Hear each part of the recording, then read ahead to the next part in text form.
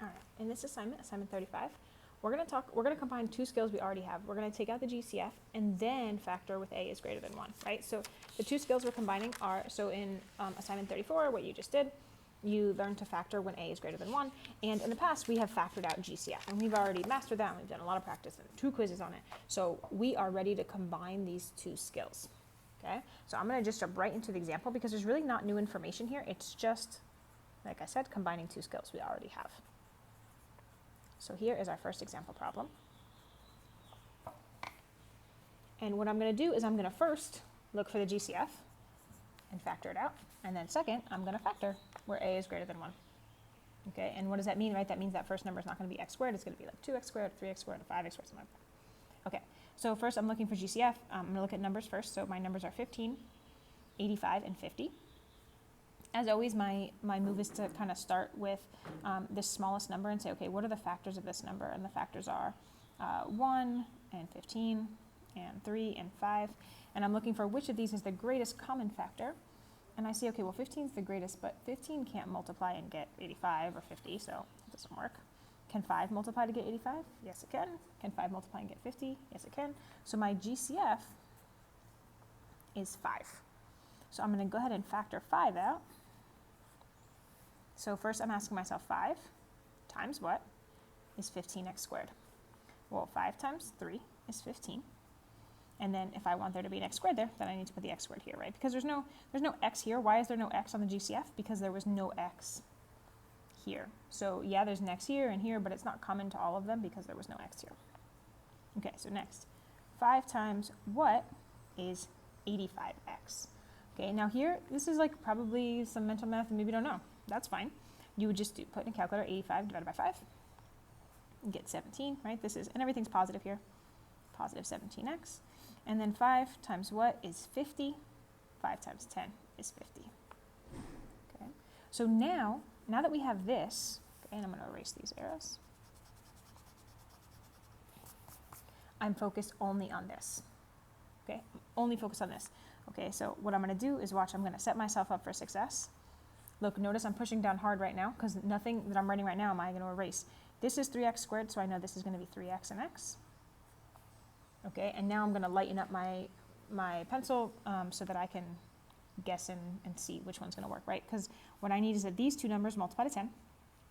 So what are my options? 1 times 10 and 2 times 5. And I need them, when I place the numbers, I need it to work out to it adds to 17x, right? So let's take a look. I'm going to start by putting, let's start with the 5 and the 2. I'm going to put 5 here and 2 here. So if I do this, right, then I'm going to get 3x times 2, that's 6x, and that's going to be plus 5x. That's going to equal 11x, but I don't want that. I want it to equal 17x. So nope, that doesn't work. So I did 5 and 2. I'm going to switch them and do 2 and 5.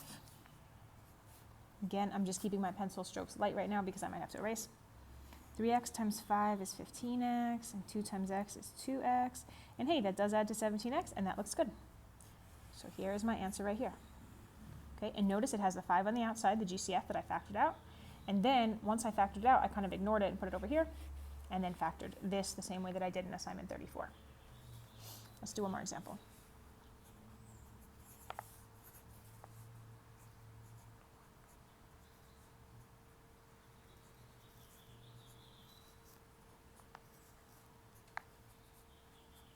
And we're going to start by checking if there's a GCF. You always need to check and see, okay, is there a GCF here? So I'm looking at the numbers first, 10, 42, and 8. In this case, 8 is the smallest number, so I'm going to think, okay, what are the numbers that multiply to 8? And it's 1 times 8, 2 times 4.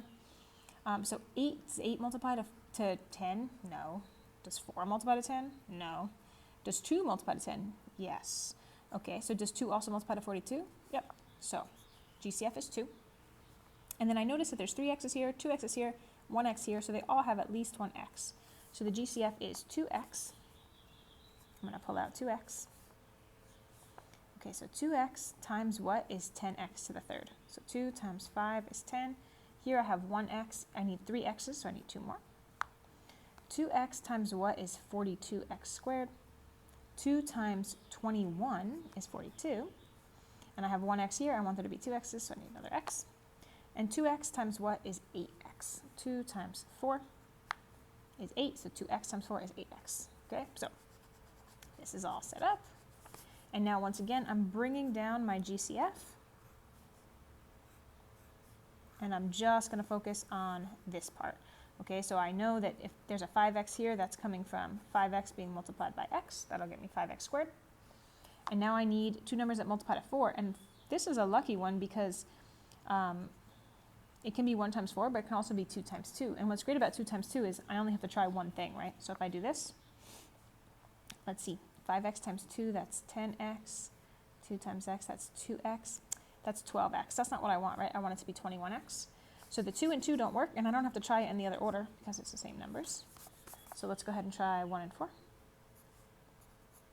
So 5 times 4 is 20x, and 1 times x, that's 1x. And hey, that does add to 21x, so that works. I'm going to just darken my pencil here and box my answer.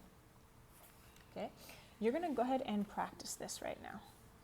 Okay, so this is your opportunity to try this out right now, right while it's fresh in your mind.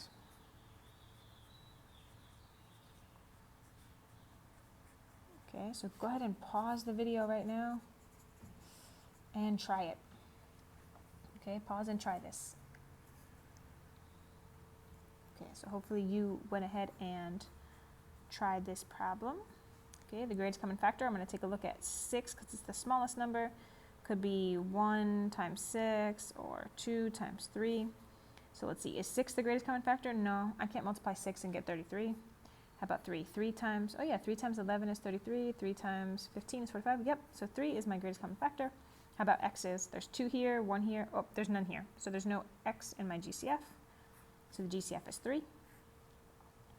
Okay, so 3 times what is 6x squared? 3 times 2 is 6, and there needs to be an x squared here. 3 times what is 33? 11. And there's an x here, so there needs to be an x here. And 3 times 15 is 45. Okay, and again, if you ever don't know, you can divide, right? I could do 33 divided by 3 to get 11, 45 divided by 3 to get 15. Okay, so now I'm ignoring the 3, and I'm focused right here. I know that this is going to be 2x and x, and these two numbers are going to multiply to 15. So my options are 1 and 15, and 3 and 5. So I'm going to start with, let's start with 3 and 5. I'm going to put 3 here and 5 here. So what do I get? 2x times 5 is 10x. 3 times x is 3x. That's 13x. That's not what I want, right? I want 11x. So nope, that doesn't work. I'm going to try to flip them. I did 3 and 5. I'm going to do 5 and 3. 2x times 3 is 6x, and 5 times x is 5x. And hey, that does add to 11x, and there's my answer. So let me go ahead and darken. This is plus 3. There it is.